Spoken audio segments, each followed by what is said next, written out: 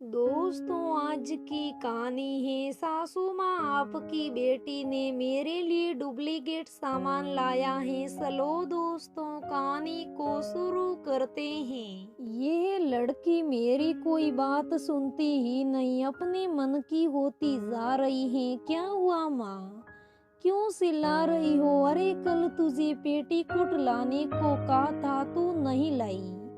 माँ, मुझे समय ही नहीं मिला, आज पक्का ले आऊंगी। दोस्तों के साथ घूमने का समय है और बाकी काम के लिए नहीं। ललिता जी बड़बड़ाते हुए किचन की ओर चली गई। मीना, तेरी भाभी के लिए सुहाग का सामान और साड़ी लेनी है।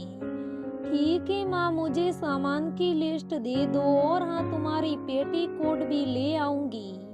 कल मेरे पास समय नहीं है। और हाँ माँ, मुझे 300 रुपये दे दो, मोबाइल रिचार्ज करवाना है। अभी 2 दिन पहले ही तो तूने 200 रुपये लिए थे, इतनी जल्दी खत्म हो गए, क्या करती है? अरे माँ, मुझे पढ़ाई के सिलसिले में दोस्तों से बात करनी होती है, और आजकल इंटरनेट चलाने के लिए तो इतने पैसे डालने ही पड़ते हैं। तभी तो जो सवाल नहीं आते उसे इंटरनेट चलाकर ढूंढ लेती हूँ। बार बार यही सवाल पूछती रहती हो आप। इतना कहकर मीना बाजार चली गई। भैया, मुझे इस लिस्ट में लिखी सिंदूर, लिपस्टिक, लाल चूड़ी, नेल पॉलिश, काजल, बिंदी, फेस पाउडर, आलता दे दीजिए। और ये दूसरी लिस्ट है, इसमें लिखी सब चीजें लैक्मी ब्रांड की होनी चाहिए। जी ठीक है बहन जी, दुकानदार ने कहा। माँ, ये लो, भाभी के लिए करवा चौथ का सारा सामान ले आई। लिस्ट से मिला लो, कुछ भूली तो नहीं? हाँ, देख लेती हूँ, सब ठीक है, ललिता जी ने कहा। ठीक क्यों नहीं होगा, मैं सबके लिए अच्छा ही सामान लाती हूँ, पूरे 1000 के हैं। इतने पैसे लगे हैं? हाँ माँ, ब्रांडेड हैं, सारे प्रोडक्ट लैक्मी कंपनी के हैं। देखो, तुम्हारी बहू के लिए कितने अच्छे सामान लेकर आई हूँ। हाँ, तो अच्छी बात है, अगर मेरी बहू है तो तेरी भाभी भी तो है ना। तू उसके लिए नहीं करेगी तो कौन करेगा? ऐसे मत बोला कर, ठीक है? मैं इन्हें संभाल के रख देती हूँ, साड़ी आज शाम को ले आना। आखिर बहू का पहला करवा चौथ का व्रत है। ठीक है माँ, ले आऊंगी। शाम को मीना साड़ी लेकर आई। माँ, ये देखो, मैं साड़ी लेकर आई, आती हूँ। अरे, तुम्हारे हाथों में आटा लगा है? हाँ, आटा गूंद रही थी। रुक, मैं हाथ धोकर आती हूँ। कैसी लगी माँ? ठीक ही है, लेकिन थोड़ी और जड़ी रहती तो और अच्छी लगती। अरे माँ, 3000 की है। भाभी ने कभी ऐसी साड़ी पहनी भी नहीं होंगी, छुप कर ऐसे क्यों बोलती हैं? कल रीमा भी आ जाएगी, मैं इसे रख देती हूँ। दूसरे दिन सुबह रीमा और रवि आ गए। शाम को ललिता जी ने रीमा को करवा चौथ का सुगुन दे दिया और कहा, ये सब मीना ले आई है, तुम्हारे लिए साड़ी अच्छी है ना? रीमा ने सामान ले लिया और हाँ में सिर हिला दिया। मन ही मन थोड़ी दुखी हुई, लेकिन उसने कुछ नहीं कहा। करवा चौथ वाले दिन रीमा ने कहा कि मैं ये साड़ी पहन लो मम्मी जी, ये बिल्कुल कोरी है। इस पर ललिता जी ने कहा, क्यों, मैंने तो तुम्हें सब सामान दिया था, उसे क्यों नहीं पहन रही हो? मीना ने, वो क्या कहती है, ब्रांडेड सामान लाई है और साड़ी भी 3000 की है। मम्मी जी, उसे ब्रांडेड कहते हैं, लेकिन मीना ने ऐसा कुछ नहीं किया। वो ब्रांडेड सामान तो लाई है, लेकिन मेरे लिए नहीं, अपने लिए, और साड़ी सेल से लाई है। ये देखिए, इसमें एक छोटे सेद भी हैं, और साड़ी 3000 की नहीं, 700 की है। बहू, तुम ये सब क्या कर रही हो? मम्मी जी, मैं सही कर रही हूँ। आज सुबह सफाई करते समय मुझे इन सब सामान का बिल हाथ लगा, यह देखिए। मैं ये सब समझ पाती तो ऐसा कभी नहीं होता। मीना कुछ ज्यादा ही मनमानी करने लगी है, मैं पढ़ी लिखी नहीं हूँ, इसका मतलब वो मुझसे झूठ बोलेगी।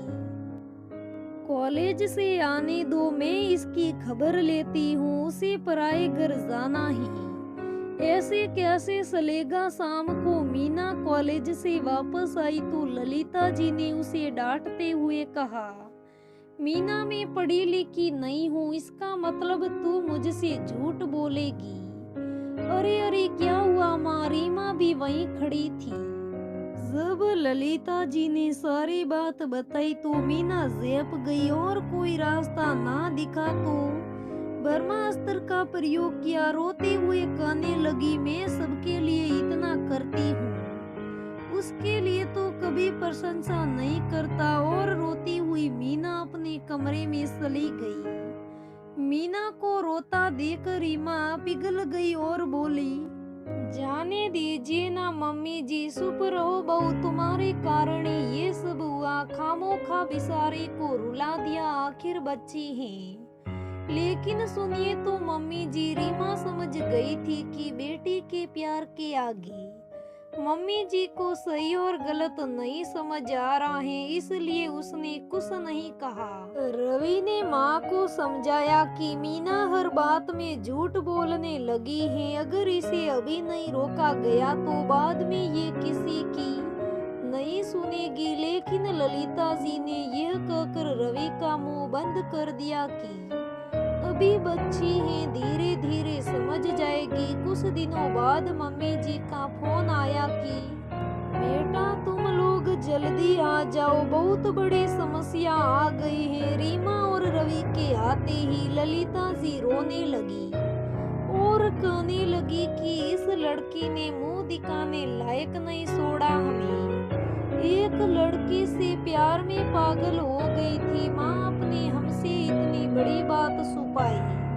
हमें कुछ बताया क्यों नहीं। रवि ने हैरान होते हुए कहा, हमें तो खुद कुछ पता नहीं था बेटा, हमें तो 2 दिन पहले ये बात पता चली है, जब उस लड़की ने इसे छोड़ दिया और इसने आत्महत्या करने की कोशिश की। रीमा और रवि ने मीना को बहुत समझाया और उसे पढ़ाई पर ध्यान देने के लिए प्रोत्साहित किया। मीना ने भाभी से अपनी गलतियों की माफी मांगी। ललिता जी ने रीमा और रवि से क्षमा मांगते हुए कहा कि अगर मैं पहले तुम लोगों की बात समझ जाती और मीना को रोक लेती तो आज ये नौबत नहीं आती। रीमा ने कहा, मम्मी जी आप माफी मांगकर हमें शर्मिंदा मत करिए। उस दिन के बाद माँ अपनी बेटी का साथ नहीं देती, सही का साथ देती और मीना भी अब समझने लगी थी। उसे अपनी गलतियों का एहसास हो गया था। उस दिन के बाद अब सब ठीक हो गया है। दोस्तों, किसी भी गलत काम को समय रहते रोक देना चाहिए, वरना बाद में पछताने के सिवा कुछ नहीं किया जा सकता है।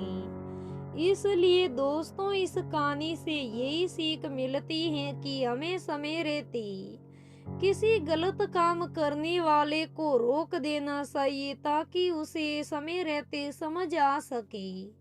दोस्तों, आज की कहानी कैसी लगी मुझे कमेंट करके जरूर बताइएगा। अगर कहानी अच्छी लगे तो लाइक करना, शेयर करना, मेरे चैनल को सब्सक्राइब करना। धन्यवाद दोस्तों, हम फिर मिलेंगे अगले वीडियो में।